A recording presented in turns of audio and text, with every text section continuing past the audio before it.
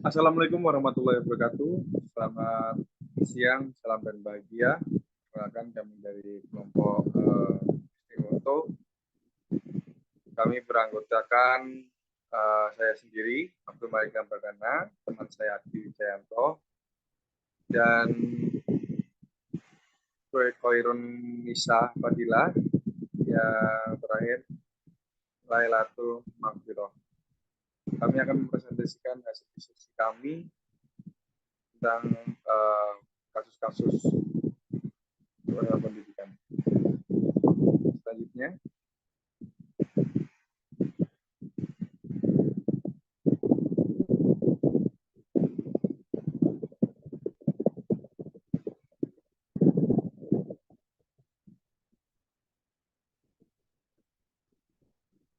baik, kasus 1, bayangkan jika Anda adalah seorang guru matematika di kelas mat.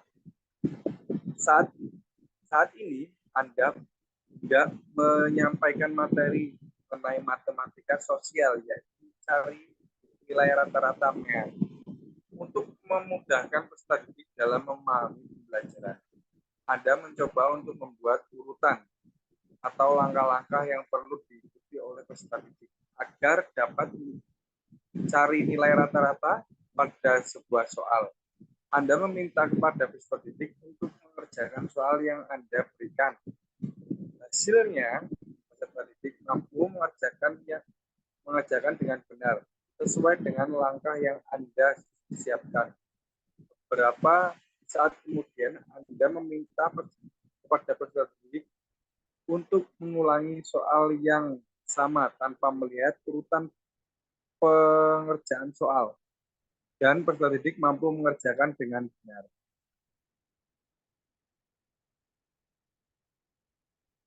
Selanjutnya, menurut Anda, apa yang membuat peserta didik mampu mengerjakan soal dengan baik pada percobaan kedua, tanpa melihat urutan langkah pengerjaan soal?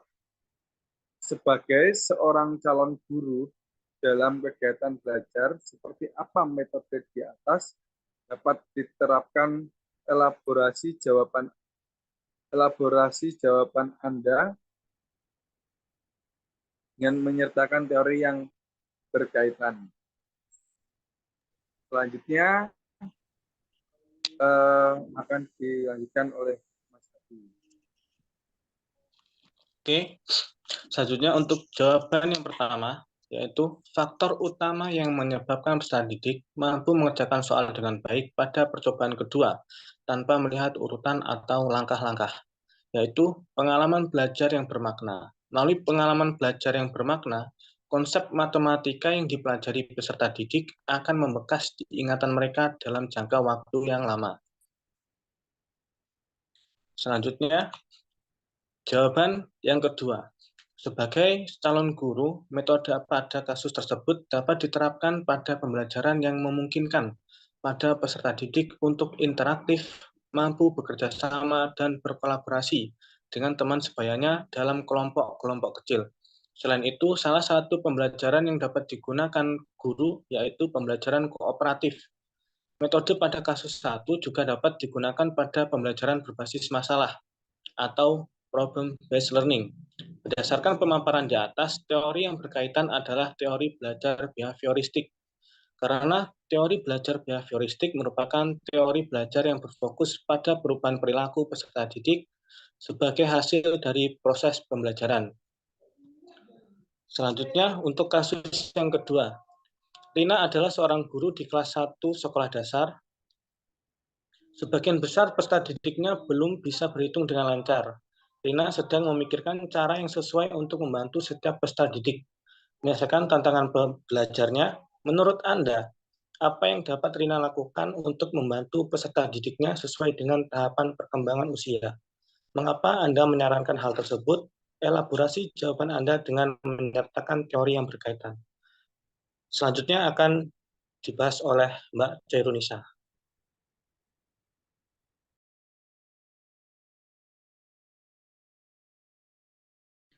Baiklah, untuk jawabannya yaitu berdasarkan kasus di atas, peserta didiknya belum bisa berhitung dengan lancar sesuai dengan tahapan perkembangan usia.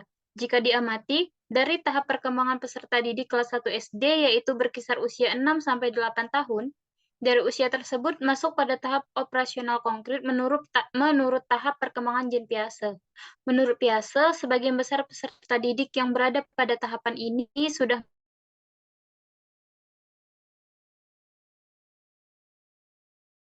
mampu berpikir dengan logis dan konkret, namun kurang egosentris dan belum bisa berpikir abstrak. Selanjutnya, untuk jawaban yang kedua, yaitu Rina sebagai seorang guru di kelas 1 SD dapat melakukan beberapa langkah yang sesuai untuk dilakukan Rina. Yang pertama, memahami tahapan perkembangan peserta didik usia SD. Yang kedua, menggunakan alat bantu dan media pembelajaran yang visual dan konkret, contohnya seperti kartu angka. Yang ketiga, pembelajaran berbasis games. Yang keempat, memberikan motivasi dan umpan balik yang positif kepada peserta didik. Dan yang terakhir, pembelajaran harus diawali dengan konteks. Selanjutnya, untuk kasus ketiga, yaitu Made adalah seorang guru yang mengajar di salah satu sekolah negeri wilayah Bali. Ia mengampu mata pelajaran bahasa Indonesia. Ia hendak mengajarkan materi teks deskripsi pada peserta didiknya. Pada buku cetak yang menjadi panduannya saat mengajar, terdapat beberapa contoh teks deskripsi menceritakan tentang bangunan-bangunan pencakar langit yang ada di ibu kota. Dengan memperhatikan latar belakang setiap peserta didiknya, Made pun mencoba untuk memberikan contoh berbeda. Ia memberikan contoh teks deskripsi tentang pantai dan makanan khas Bali. Baiklah, selanjutnya akan dilanjutkan oleh Mbak Nailatul Mahfir.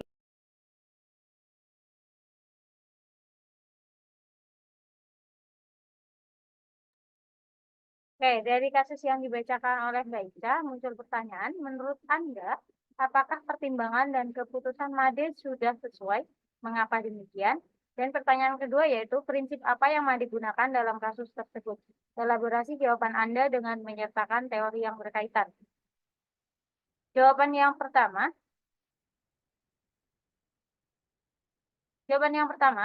pertimbangan dan keputusan Made sudah sesuai karena Made memberikan contoh teks deskripsi mengenai hal dan fenomena yang sangat dekat dalam kehidupan peserta didik.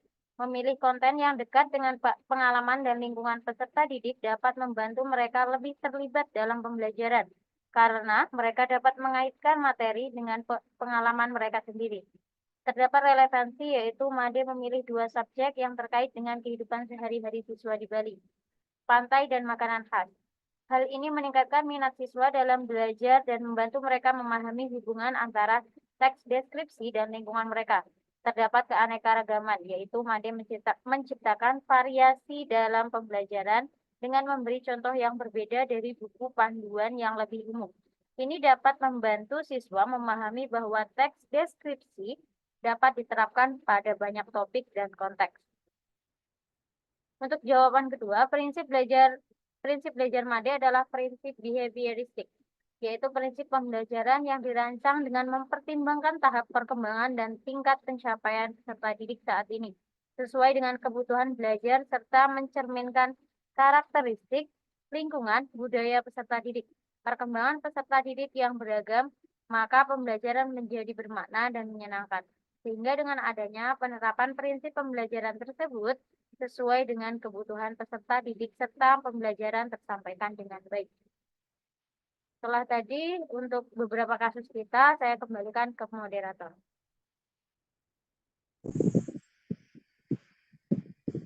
Baik, terima kasih atas perhatiannya. Semoga ilmu dan pembelajaran hari ini bisa bermanfaat untuk kita semua. Kami akhiri.